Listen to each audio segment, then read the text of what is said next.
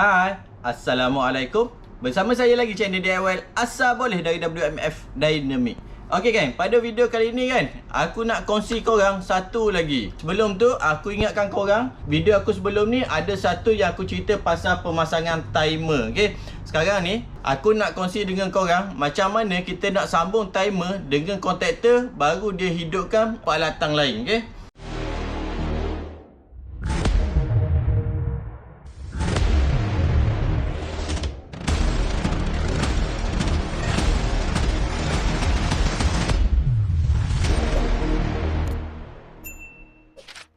Okay, dengan aku ni ada dua jenis contactor. Sebelum ni aku cakap kan, timer ni dia boleh support sampai 16M sahaja. Okay, jadi bermakna kalaulah load tu lebih daripada 16M, korang tak boleh pakai dengan timer ni direct. Korang kena pakai benda yang lain. Okay, kalau peralatan rumah kita apa yang lebih tinggi daripada 16M.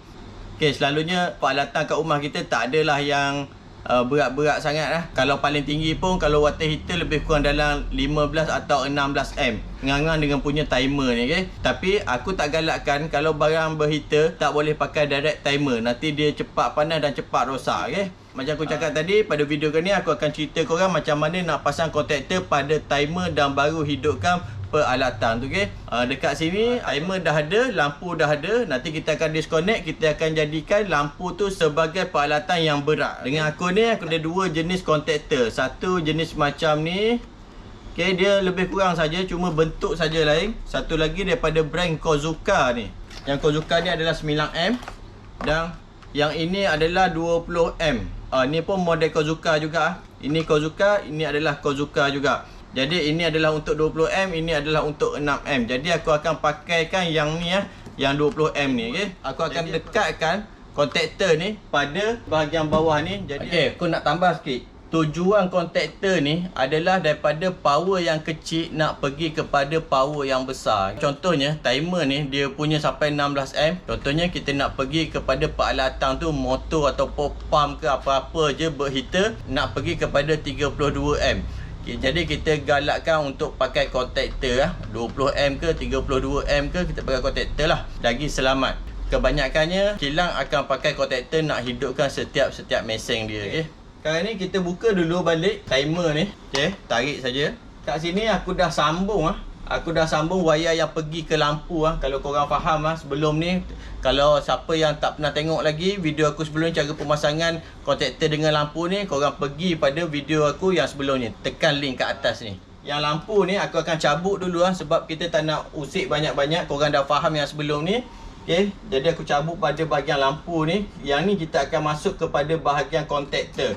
Okay, jadi yang pergi ke lampu ni kan, aku dah cabut. Okay, kita akan pergi kepada contactor. Ini adalah power daripada atas untuk hidupkan timer. Okay, aku tembakkan contactor dekat sini. Okay. Contactornya selalunya dia datang dengan 3 phase 3 fasa. Okay, dia akan ada live, neutral, dan sini adalah untuk hidupkan dia punya magnetik kat dalam, bagi dia punya hidupkan switch. Okay, daripada wayar lampu ni aku akan pasangkan pada contactor.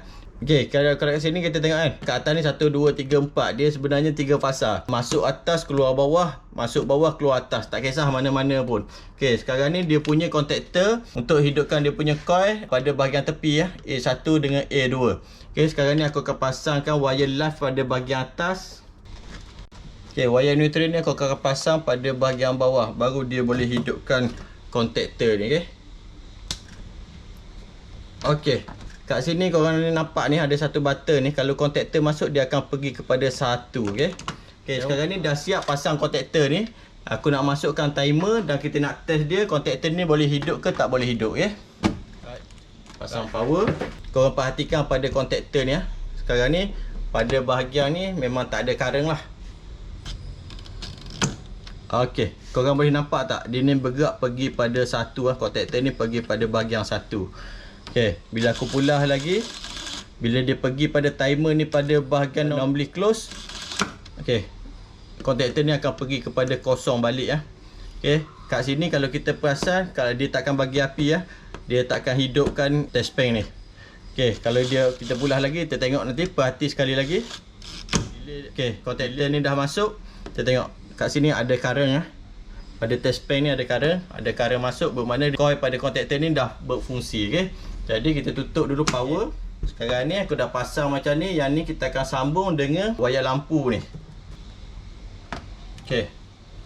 Sekarang ni contactor ni belum ada power untuk beri kepada lampu ni Okey, kat sini aku akan pasangkan dia punya power daripada direct DB. Ini power direct daripada DB dan keluar pergi pada bahagian lampu Jom kita test dia. Okey, aku bukakan power supply untuk timer ni Okey, timer ni dah berjalan. Okey. Jadi bila kita adjust dia ni, normally close. Okey, sampai dia normally open. Okey. Contactor ni ada masuk tadi ada bunyi masuk Kalau korang sentuh ni dia ada macam satu vibration kat sini. Kecil je. Okey, kenapa lampu ni tak boleh hidup lagi? Sebenarnya kat atas sini ada DB kan. DB ni aku belum onkan dia lagi. Ni MCB dia. Aku cuba onkan MCB dia. Okey. Dia punya lampu ni dah boleh menyala. Kalau aku offkan timer ni tengah pusing. Okey. Contactor tak bagi lampu Dekat sini power ni akan ada power standby untuk hantar ke pada lampu ni Kalau katakan timer ni rosak, kita just tolak saja dia punya kod ni. Kita tolak aja dia akan nyala. Okey.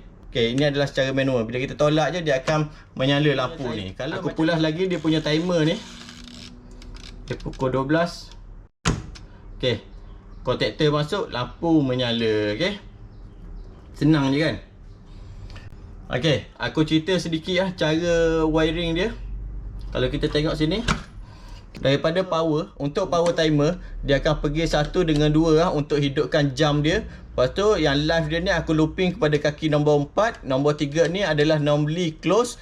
Nombor 5 ni adalah normally open. Okey, jadi kita pakailah normally open.